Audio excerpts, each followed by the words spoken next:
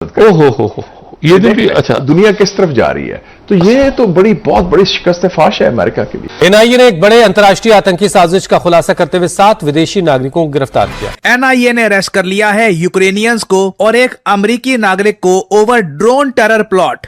और सवाल बार बार यहाँ पर यह पूछा जा रहा है कि ये आदमी भारत में क्या कर रहा था। मैथ्यू वैन डाइक, इसको इंटरनेशनली एक सीआईए एसेट बुलाया जाता है। कि तमाम प्लेयर्स अपना अपना काम कर रहे हैं, लेकिन अमेरिका ज्यादा कमजोर हो गया, ज्यादा एक्सपोज हो गया, और सबसे बड़ा नुकसान ये हुआ है कि उसके पार्टनर्स उस पर ट्रस्ट करना छोड़ गए हैं। ये अमेरिका की एडमिनिस्ट्रेशन, सिक्योरिटी एस्टेब्लिशमेंट के लिए बहुत बड़ा चैलेंज रहेगा आने वाले वक्तों में।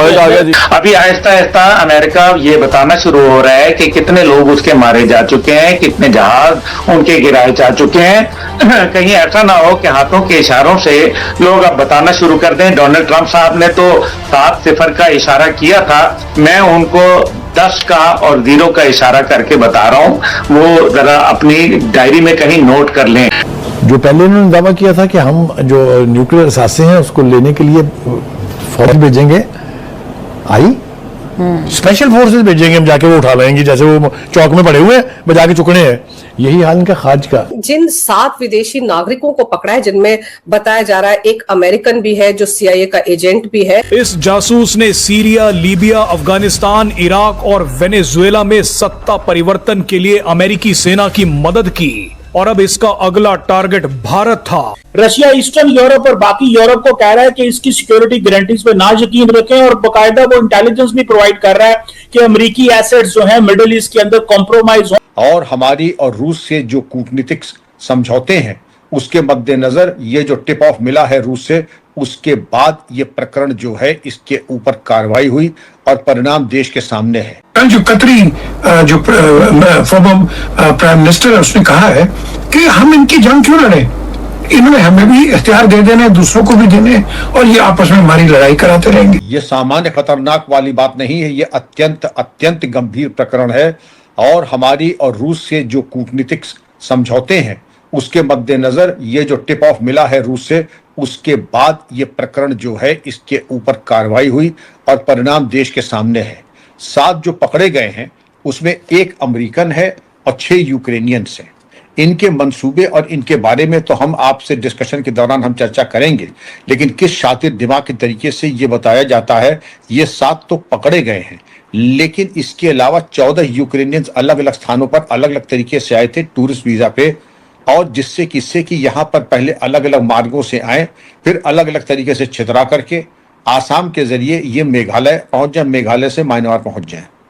ये सर्वविदित है कि मेघालय और म्यांमार के बीच 500 किलोमीटर की सीमा है। ये बहुत ही एक महत्वपूर्ण, संवेदनशील, लेकिन एक पोरस सीमा है जहां से आवागमन बिल्कुल संभव है। लेकिन जिस तरीके से इन्होंने इनका आगमन हुआ, और वहां पे वैसे भी आपने देखा होगा कि प्रधानमंत्री अब नॉर्थ ईस्ट कब जाएंगे, आपने सुना प्रधानमंत्री नॉर्थ ईस्ट कब जाएंगे, आपको याद होगा जैसे ये भौंकने वाले कुत्ते होते हैं, ये हर शोबे प्रधानमंत्री, आप चर्चा कर रहे हैं, अगर मान लीजिए आप किसी प्रकरण पर सीएए पे, प्रधानमंत्री नॉर्थ ईस्ट कब जाएंगे। अमेरिका के अंदर एक कहीं ना कहीं एक नीड है कि वो म्यांमार को थोड़ा कंट्रोल करे ताकि वहां से चाइना को कुछ ना कुछ उंगल कर सके। यहाँ पर वो आपको पता ही है कि भैया एक क्रिश्चियन कंट्री का नैरेटिव तो बहुत चलता ही रहता है। एंड ये अगर आप इसको हिस्ट्री में भी देखेंगे, ये जब भारत की इंडिपेंडेंस हुई थी, इस रीजन को वैसे भी एक क्राउन कॉलोनी बना के रखने वाले थे। दे डिडंट वांट कि भैया इस जगह को पूरी तरह से इंडिपेंडेंट मिले, और ये जगह को क्राउन कॉलोनी बना के ये लोग वैसे भी बैठने वाले थे। तो एक वो इंटरेस्ट है यहाँ पर, क्योंकि एक चाइना का इनको पता ही था। तो भारत की तरफ से अगर देखें, ये कोई फॉरेन कॉन्फ्लिक्ट नहीं है, ये इंटरफेरेंस है इन इंडियन नेशनल सिक्योरिटी। ठीक है जी। नाउ ये जो वैन डाइक पकड़ा गया है, ठीक है, मैथ्यू वैन डाइक, ये है कौन?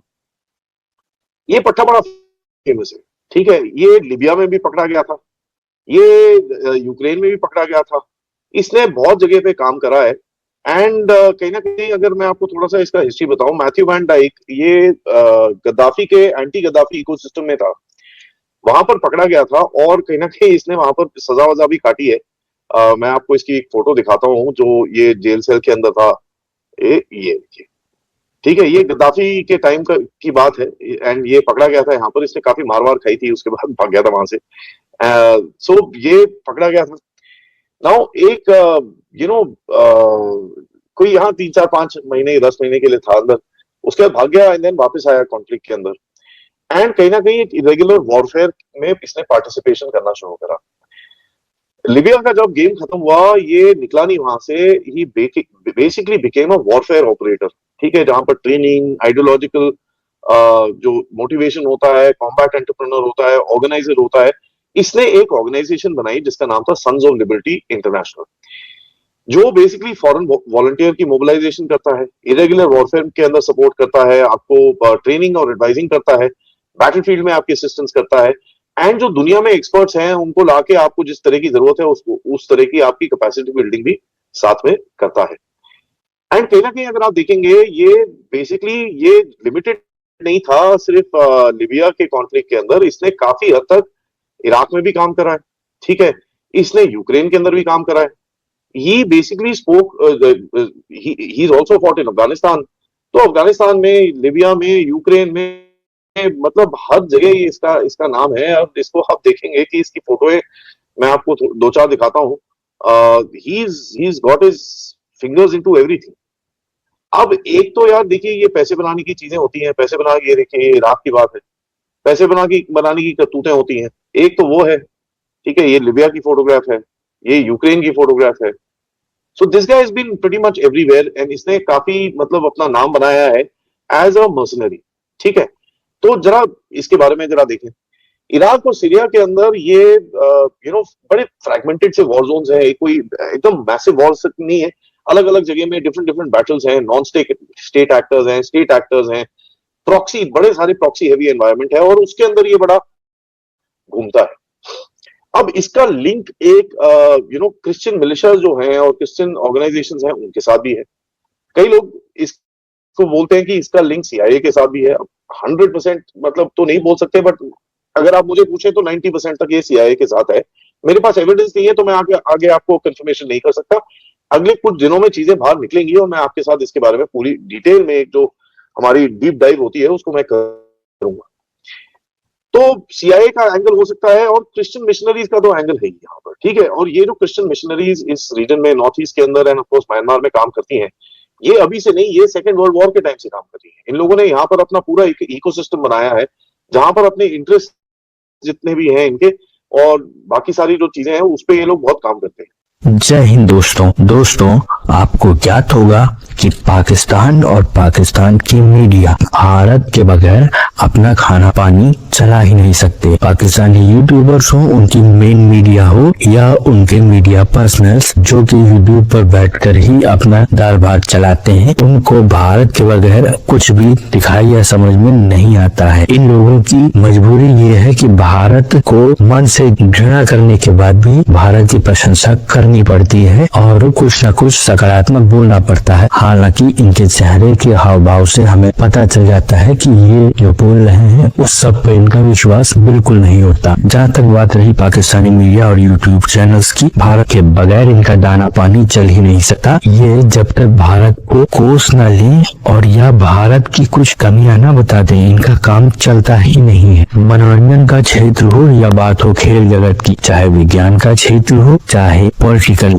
या फिर युद्ध क्षेत्र, भारत से मुकाबला करना और अपने आप को किसी न किसी तरीके से भारत से बढ़कर दिखाना, लेकिन इस प्रयास में अपना ही पप्पू करवा लेना पाकिस्तानी मीडिया का प्रिय शगल रहा है। इसी के साथ साथ मित्रों, ये चाहे ना चाहे इनको ये मानना भी पड़ता है समय समय पर कि भारत श्रेष्ठ है और भारत आगे बढ़ रहा है, और यही बात है कि भारत की तारीफ के बगैर इनसे रहा भी नहीं जाता। पर क्या करें, मन में जो घृणा है वो छिपाए भी नहीं सकती। अगर आपको हमारा काम पसंद आता है मित्रों तो इस वीडियो को लाइक जरूर कीजिएगा, साथ ही साथ शेयर करना न भूलें। और अगर आपको हमारा चैनल पसंद आता है मित्रों तो हमारे चैनल को सब्सक्राइब जरूर करें, साथ ही बेल आइकन को दबा दें ताकि आपको आगे आने वाली वीडियोस का नोटिफिकेशन मिलता रहे। आपका बहुत बहुत धन्यवाद।